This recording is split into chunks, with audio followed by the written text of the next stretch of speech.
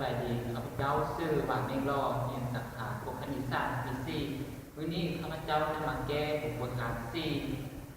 กังหักของแสงของวิชาแสงสว่าง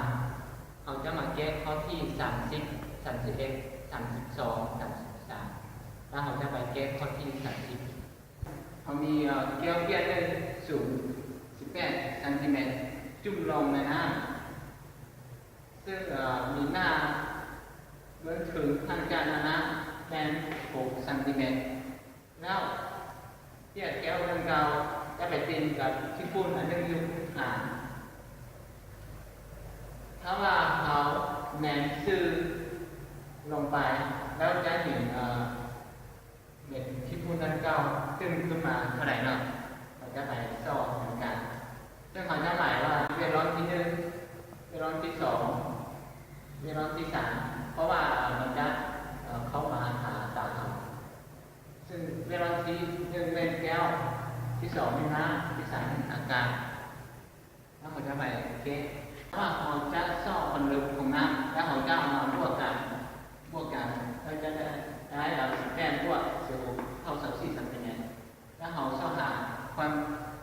ตึงของขี้ฝุ่นดังกล่าวแทนเขาจะเอา S ลดให้ S ขีดดังนั้นจากเม็ดร้อนแก้วหาน้ำเขามี S 1 ขีดส่วนให้ S 1 เท่ากับ M 2ส่วนให้ M 1เราจะถอน S 1 ขีดเท่ากับ S 1คูณให้ M 2ส่วน M 1เราจะแทนค่าเข้าไปและสุดท้าย S 1 ขีดเท่ากับ16 เซนติเมตรแล้วจากที่2ได้ร้อนน้ำหาได้และเรามี S 2ขีดส่วนให้ S 2เท่ากับ M 3ส่วน M 2แล้วเราจะถอน S 2ขีดแล้วจะได้ S 2คูณให้ M 3ส่วน M 2แล้วเราจะแทนค่าเข้าไป S 2ขีดจะได้ 4.5 เซนติเมตรพอมีระยะมือเห็นวัตถุลึกลงไปแล้วเนี่ย S ขีดเท่ากับ S 1 ขีดบวกให้ S 2 ขีดแล้วเราจะแทนค่าเข้าไปสุดท้ายจะได้ 2.5 เซนติเมตรดังนั้นเอาเพื่อเห็นวัตถุอยากขึ้นไปแล้วก็เป็น S บวกให้ S ขีดแล้วเราจะแทนค่าเข้าไป